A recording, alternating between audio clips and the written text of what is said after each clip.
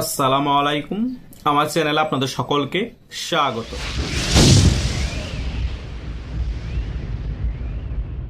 তারেক জিয়া যখন বাংলাদেশে এসেছে, অনেকেই বলেছে তারেক জিয়ার মধ্যে অনেক পরিবর্তন আসবে। তিনি অনেক বছর লন্ডনে ছিলেন, লন্ডনের রাজনীতির সাথে তিনি অনেক বেশি পরিচিত হয়ে গিয়েছেন। লন্ডনে যেভাবে গণতন্ত্র আছে, তিনি বাংলাদেশের প্রধানমন্ত্রী হতে পারলে সেম একই রকম ভাবে বাংলাদেশ পরিচালনা করার চেষ্টা করবে। কিন্তু আমি সে সময় একটি ভিডিও করে বলেছিলাম, কয়লা ধুলে যেমন ময়লা যায় না, তারেক জিয়ার যে অ্যাটিটিউড, যে স্বভাব চরিত্র, যতই লন্ডনে থাকুক, কখনো যদি প্রধানমন্ত্রী হয়েও যায় কিছু পরিবর্তন হবে না, হয়তোবা 19 বা 20।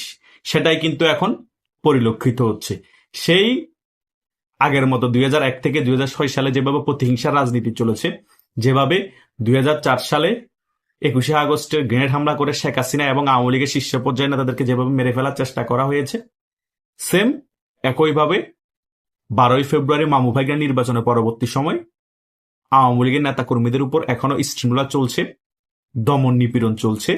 তারা কোনো সভা সমাবেশ কিছু তো করতেই পারছে না, ফুলও দিতে পারছে না। সেখানেও মব হচ্ছে, পুলিশ ধরে আটক করছে, জেলে প্রেরণ করছে।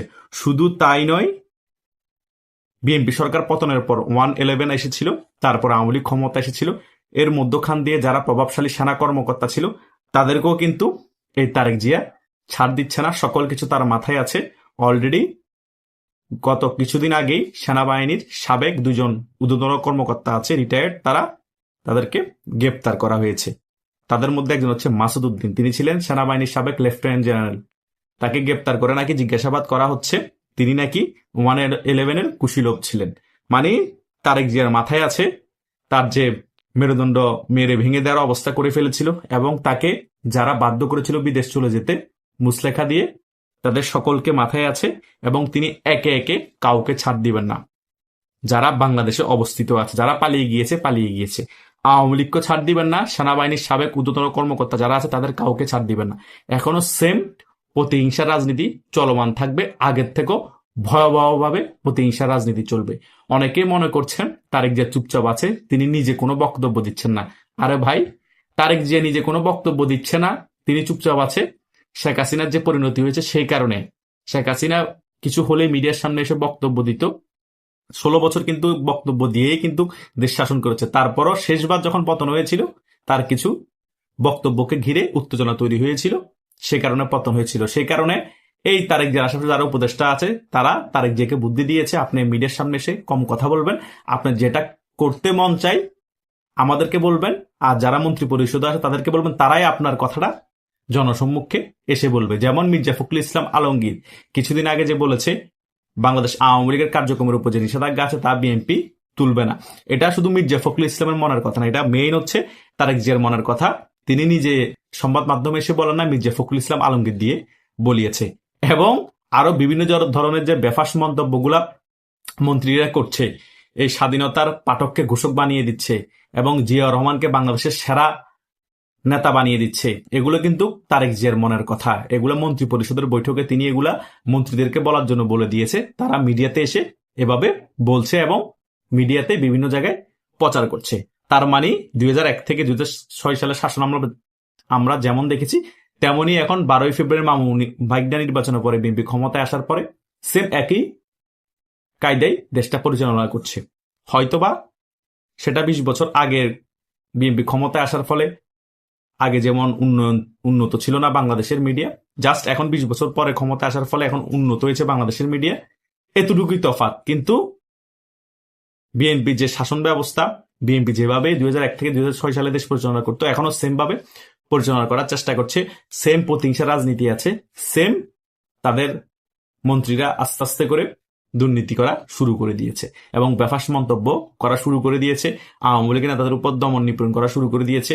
এবং বিএনপি 2001 থেকে 2006 সালের শাসন আমলে পতনের পিছনে ক্ষমতার যারা যারা জড়িত ছিল তাদেরকেও এখন সিস্টেমে প্রতিহিংসামূলক আইনের আওতায় নিয়ে আসার চেষ্টা করা হচ্ছে। এই সকল কিছুর পিছনে কিন্তু সেনাবাহিনীর প্রধানও এই তারেক জিয়াকে সমর্থন করে যাচ্ছে। সেই কারণেই কিন্তু তারেক জিয়া সাহসটা পাচ্ছে এবং সেনাবাহিনীর সাবেক যারা প্রভাবশালী কর্মকর্তা ছিল তাদেরকেও গ্রেপ্তার করছে এবং বিভিন্ন জিজ্ঞাসাবাদ করছে। তার মানে কাউকে ছাড় দেয়া হবে না। সেম আগের প্যাটার্নের রাজনীতি, সেম আগের প্যাটার্নে প্রতিহিংসা চলতেই থাকবে। সো আপনারা যারা বলেছিলেন বাংলাদেশে নতুন বন্দোবস্ত হবে, তারেক জিয়া নতুন রাজনীতি নিয়ে আসবে, লন্ডনের কায়দায় বাংলাদেশ পরিচালনা হবে, কিছুই না, বরং বাংলাদেশ 20 বছর আগের রাজনীতিক কায়দায় পরিচালনা হবে। আমরা আরো আপডেট হইনি, আমরা আপডেট না হয়ে আমরা আরো পিছিয়ে গিয়েছি।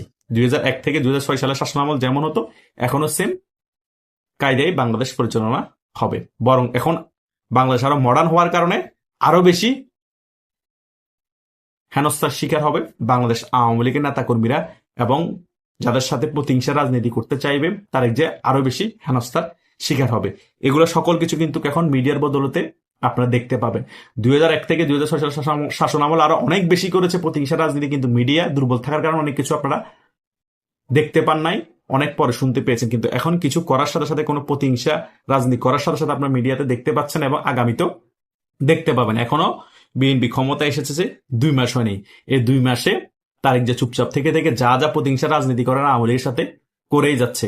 আওয়ামী লীগের কার্যক্রমে নিষেধাজ্ঞা তো তুলছেই না, বরং আওয়ামী লীগকে কোনোভাবে স্পেস দেওয়ার পক্ষে না বিএনপি, এবং আওয়ামী লীগের সাধারণ কোনো কর্মী ফুল দিতে গেলেও বলতেছে আওয়ামী লীগের দোসর, কর্মসূচি বন্ধ। কেন ফুল দিতে এসেছে? মানে বাংলাদেশে 45 থেকে 50% মানুষ কোনো দিবসে শহীদ মিনার যেতে পারবে না, স্মৃতিসৌধে যেতে পারবে না, কবর জিয়ারত করতে পারবে না কারো, এই একটা পরিস্থিতি তৈরি হয়ে গিয়েছে।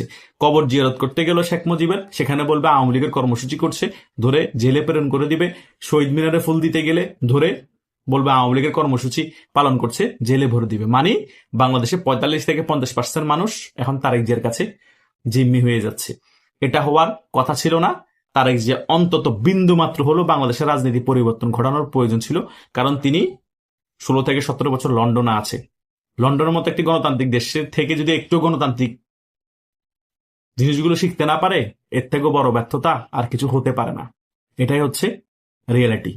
আর সেনাবাহিনীর প্রধান অগণতান্ত্রিক যে সকল ব্যাপার আছে সেগুলোতে কেন সমর্থন দিচ্ছে তারেক জিয়াকে, আমার কোনো কিছু বোধগম্য না। এখন যারা অ্যান্টি আওয়ামী লীগের তারা বলবে দেশের মধ্যে গণতন্ত্র ফিরিয়ে এনেছে সেনাবাহিনী প্রধান ওয়াকারুজ্জামান, তারেক জিয়া গণতান্ত্রিক সরকার। ভাই, তোমাদের পক্ষে ব্যাপারগুলো যাচ্ছে, তোমাদের কাছে এখন অগণতান্ত্রিক সকল কিছুই গণতান্ত্রিক মনে হবে। শেখ হাসিনা যেমন শেষের 2-3 ট্রাম গণতান্ত্রিকভাবে তিনি ক্ষমতায় আসেনি, সেম বিএনপিও একেবারে অগণতান্ত্রিকভাবে ক্ষমতায় এসেছে, এখনো অগণতান্ত্রিকভাবে দেশ পরিচালনা করছে। যে লাউ সে কদু, বরং শেখ হাসিনার থেকেও খারাপ নির্বাচন করে ক্ষমতা এসেছে এই বিএনপি। মানে আগে থেকে সকল কিছু ঠিকঠাক ছিল, জাস্ট 19-20 কয়েকটা আসন পরে দিয়ে সিলেক্ট করা হয়েছে। এই ধরনের নিকৃষ্টতম নির্বাচন শেখ হাসিনার নির্বাচনগুলোকে হার মানিয়েছে। বাংলাদেশের ইতিহাসে এর থেকেও নিকৃষ্টতম নির্বাচন আর হয়নি। আর সবচেয়ে নিকৃষ্টতম শাসন ব্যবস্থা আমরা এই 5 বছর বিএনপি ক্ষমতা থাকলে আবারও দেখতে পাবো। মিলিয়ে নিয়ে নামার কথা। অলরেডি বাংলাদেশের দুর্ভিক্ষের অবস্থা শুরু। বাংলাদেশের জনগণ 2 মাসের মধ্যে বিএনপি সরকারের উপর পেড়া হওয়া শুরু হয়ে গিয়েছে। এই বিএনপির মন্ত্রীদের বেফাস মন্তব্যের কারণে বাংলাদেশের জনগণ হাসাহাসি শুরু করে দিয়েছে। সবাই সকল জায়গায় বলছে আমরা আগেই ভালো ছিলাম, আমরা খাল কেটে কুমির নিয়ে এসেছি, বাংলাদেশ এখন ধ্বংসের পথে। সে কারণে আমি বারবার বলি যে কাঁদো বাঙালি কাঁদো।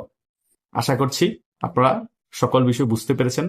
তবুও যদি আপনাদের কোনো মতামত থাকে কমেন্ট করে জানাতে পারেন। ধন্যবাদ সকলকে।